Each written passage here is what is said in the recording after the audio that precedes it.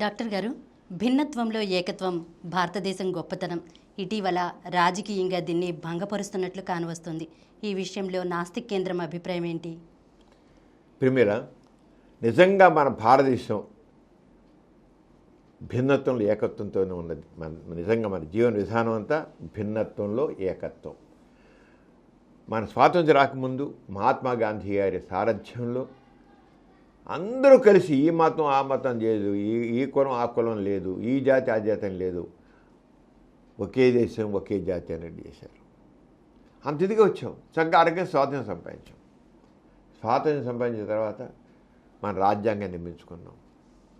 మన రాజ్యాంగంలో అందరికి సమానం, ఈ కులం పేట, మతం పేట, జాతి పేట, వర్ణం పేట, వర్గం పేట, ఏ రంగ విభేదాలుగా అందరికీ all are equal before law. చట్టం రీత్యా అందరూ సమానమే. ఏ రంగం కూడా స్త్రీలు పురుషులు ఏ తేడా లేదు, అందరూ ఒకటి. డబ్బున్న వాళ్ళు డబ్బు లేని వాళ్ళు ఏం లేకుండా అలా చేసుకుని ఆలోచిస్తున్నాం. మతాలతో సంబంధం లేదు. మన సెక్యులర్ స్టేట్ గుర్తుంచుకోండి. మతరహితం. సెక్యులర్ అంటే మతరహితము. అంతేగాని మతాలు ఉంచుకుని ఏదో కలిసి ఉందంగా చూసంగా మతాలు పెట్టుకుంటే మతాలు ఉంచుకుని ఏకంగా సమానంగా అంటే జరిగేది కాదు. రిలీజియస్ వార్స్ ఎలా మనకు లెసన్ గుర్తుంచుకో. చరిత్రని ఒక్కోసారి మనం ఎప్పుడు కూడా గుర్తుంచుకోవాలి. మతాలు ఉంచుకొని మతాన్ని ఉంచుకొని నా మతం అనుకుంటే తనుకు చస్తా చూస్తున్నాం. మన బంగ్లాదేశ్ విషయంలో చూసాం, చూస్తూనే ఉన్నాం. అది ఎక్కడ మతం అనేది ఒక మనిషిలో భావం ఉంటే, మత భావం ఉంటే, నా మతం అనేది ఉంటే చంపుకోవడం కూడా ఉంటుంది. మనం మనుషులుగా ఉండాలి. మనుషులుగా ఉండాలి కానీ జంతువులుగా కాదు, కొట్లాడుకోవడం కోసం. కానీ భారతదేశంలో నిజంగా మన సెక్యులర్ పడదు. నిజంగా మన రాజకీయ నాయకులు తెలిస్తే, వారికి అసలు అధ్యయనం చేస్తే, సెక్యులరిజం చేస్తే ఈ రకంగా ఒక మతాలను భుజాన్ని వేసుకోరు. మనం చూస్తున్నాం. ప్రైమ్ మినిస్టర్ నుంచి సీఎం దాకా అందరూ కూడా ఒక మతాన్ని, మాలో మతసహనం ఉంది, మేము మాత్రం నేను నమ్మిన మతాన్ని మాత్రం నేను దాన్ని ప్రమోట్ చేస్తానని చెప్పేసి అధికారంలో ఉన్నవాళ్ళు వాళ్ళ ఒక మతాన్ని భుజాన్ని వేసుకుని చేస్తున్నారు. This is wrong. అది మన సెక్యులర్ స్టేట్ రాజ్యాంగ రీత్యా ప్రమాణం చేసి ఒక ముఖ్యమంత్రి అయ్యో, ఒక ప్రైమ్ మినిస్టర్ అయ్యో, ఒక మంత్రి అయ్యో వాళ్ళు ఒక మతాన్ని భుజాన్ని వేసుకున్నారంటే, ఒక కులాన్ని భుజాన్ని వేసుకున్నారంటే రాజ్యాంగ విరుద్ధంగా వాళ్ళు ప్రవర్తిస్తున్నట్లే లెక్క సెక్యులర్ స్టేట్లో.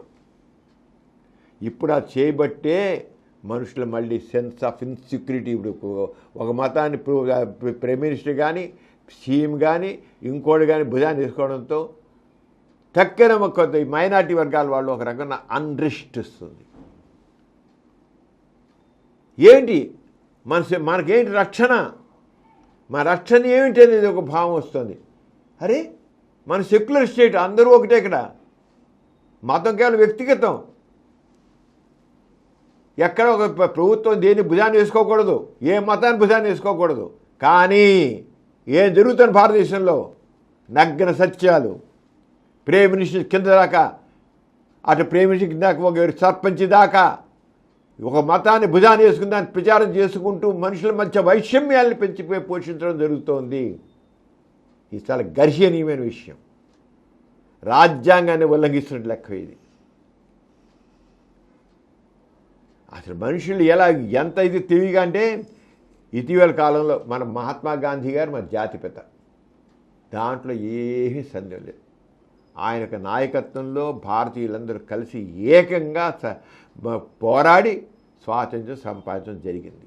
మనం జాతిపితగా చూస్తాం, అందరూ జాతిపిత. కానీ ఆయన ఏదో రకం జాతిపిత, ఒక మతంగా ఆయన మహాత్మా గాంధీ మరి ఒక నవ్వుడు ఇక హిందూగాని చెప్పుకునేవాడే. కానీ ఎప్పుడైతే ఆయన సమాజంలో అందరితో కలిసి ఉండాలి, ఒక మతం ఉన్నట్లయితే, ఒక దేవుడిని భుజాన్ని వేసుకున్నట్లయితే అది మనుషుల మధ్య విభేదాలకు కారణమవుతుంది, వైరుధ్యాలకు కారణమవుతుందని చెప్పి మతం కాదు ముఖ్యం, మానవత్వం ముఖ్యం అని గుర్తించాడు మహాత్మా గాంధీ. మతం కాదు మానవత్వం ముఖ్యం అని చెప్పి మతాన్ని పక్కన పెట్టి అంతవరకు ఆయన అకంచాన్ని హే రామ్ శ్రీరామ్ రామ్ అనేవాడు కూడా, నా రాముడు అయోధ్య రాముడు కాదు, నా రాముడు అంటే ఒక మంచి ఒక ఊహా వ్యక్తి, ఒక మంచివాడు, నేను రాముడు అంటున్నా అంటే అయోధ్య రాముడు కాదు, ఆ శ్రీరామచంద్రుడు కాదు, నా రాముడు అన్నా అంటే ఒక మంచి వ్యక్తిగా నేను అంటే అంటున్నా, కానీ ఏ మతముఖమైన నాయకుడు కాదు అన్నాడు.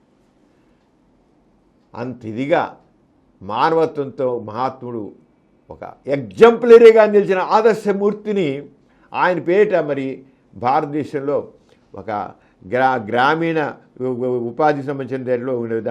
మనకు ఒక ఇది ఉండేది, ఒక యాక్ట్ ఉండేది, మనకి ఒక చట్టం.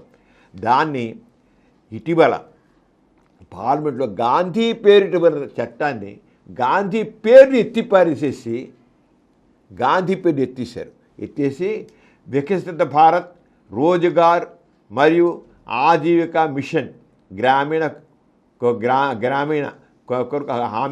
హామీ చట్టం 2025ని పాస్ చేశారు. VBG Ramji act 2025. దీంట్లో పూర్వకాలం ఇక్కడ గాంధీ పేరు ఉండేది, గాంధీ పేరు తీశారు. మరి గాంధీ జాతిపిత, ఇన్ని దశాబ్దాలుగా గాంధీ పేరిట ఈ భారత రోజ్గార్ మరియు ఆజీవికా మిషన్ గ్రామీణంగా ఉండే దీంట్లో ఇదేంటంటే 125 రోజులు వేతన ఉపాధి హామీ గ్రామీణ ప్రాంతాల్లో 125 రోజులు వేతన ఉపాధి హామీ కింద గ్రామీణ ప్రాంతాల్లో వాళ్ళు సహాయం చేస్తున్నారు. గాంధీ గారి పేరిట ఆ చట్టం బాగా జరుగుతూ వస్తుంది. చట్టం వస్తుంటే ప్రస్తుత గవర్నమెంటు దాని పేరు గాంధీ పేరు ఎత్తేసేసి ఎవరైతే జాతిపిత అనుకుంటున్నామో ఆ జాతిపిత పేరు లేకుండా ఇక చివరికి ఇక్కడ చూడు మన వాళ్ళ యొక్క విచిత్రమైన ధోరణి. వికసిత భారత్ రోజ్గార్ అండ్ ఆజీవికా మిషన్ దాన్ని విబిజీ రామ్జీ యాక్ట్ అని పెట్టారు. అయితే ఇది ఇంగ్లీష్లో ఎబ్రివేషన్ వికసిత భారత్, జీ అంటే గ్రామీణ, రామ్ అనేది రోజుగారీ అనేది ఇది వస్తుందన్నమాట.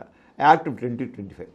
ఇక్కడ ఏమంటారు సార్, గాంధీ పేరు తీసేసిన గాంధీ గారు రామ్ అనేవారు కదా, అంచేతగా విబిజీ రామ్జీ యాక్ట్ అన్న రాముడు ఉన్నాడు కదా, ఇంకా గాంధీ పేరు లేకపోతేనేంటి అని అతి తెలివితేటతో మాట్లాడారు.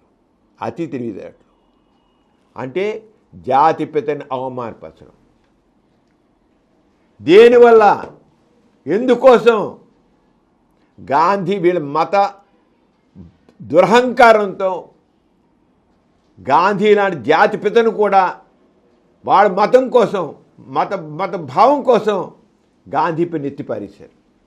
అంటే జాతిపిత కంటే కూడా వాళ్ళ మతం వాళ్ళకి ముఖ్యమైంది, గొప్పదయ్యింది. ఏ వ్యక్తి అయితే తన జీవితం అంతా అర్పించి మానవత్వంతో దేశం కోసం, జాతి కోసం, భారత జాతి కోసం ఆయన ప్రాణాలు బలి చేసుకున్నాడో, మహాత్మా గాంధీ ఒక మతత్వవాది వాళ్ళకి బలైపోయాడు. అలాంటి మహానుభావుడి పేరును కూడా తీసిపారేసి మతం అనే దానికి ఎక్కువ ప్రాధాన్యం ఇవ్వాలి కనుక అక్కడ రామ్ అని పేరు పెట్టుకుని దేవుడి పేరు వచ్చేట్టు చేసుకుని, పైగా గాంధీ గారికి కూడా రాముడు అని ఇష్టమే కదా, ఆ చేతి మేము పెట్టాం గాంధీ పేరు తీసామని చెప్పి సంబంధించిన అతి తెలివితేటలు ప్రయత్నించారంటే ఏ రకంగా ఉంది ధోరణి. కేంద్ర ప్రభుత్వం నుంచి కింద దాకా ఇలాంటి ధోరణులు చాలా సందర్భాలు మనకు వస్తున్నాయి. ఇది గర్హించదగినది.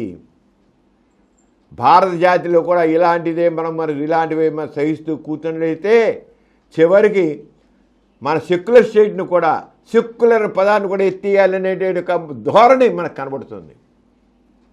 సోషలిస్ట్ సెక్యులర్ అనేది మనకు ప్రియాంబుల్లో ఉన్న పదాలు కూడా ఎత్తేయాలనే వాదన ఒకవైపు వస్తుంది. ఆల్రెడీ సోషలిస్ట్ సెక్యులర్ వర్డ్ ఎత్తేయాలని ఆల్రెడీ గాంధీ పరిస్థితి. రేపు ఇప్పుడు రూపాయి నోట్ల మీద గాంధీ గారి బొమ్మ ఉంది, 500 రూపాయలు గాంధీ గారి ఆ బొమ్మ కూడా ఎత్తేసిన ఆశ్చర్యపని లేదు. అక్కడ ఇంకే బొమ్మ పెడతారు కూడా మనకు తెలియదు. అలాంటి ప్రభుత్వాలు ఇప్పుడు ధోరణి ఉన్నాయి.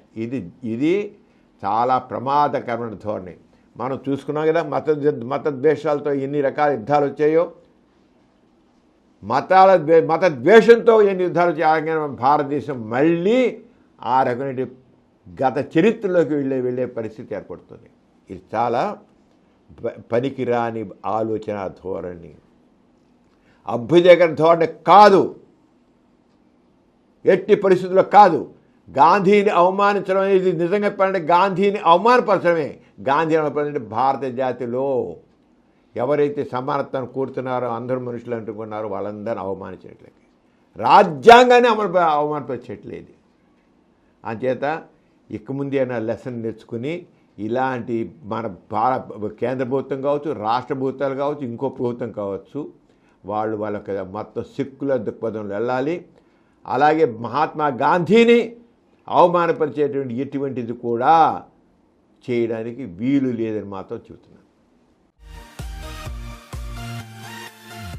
ఈ కార్యక్రమం మీకు ఎంతో నచ్చింది కదా.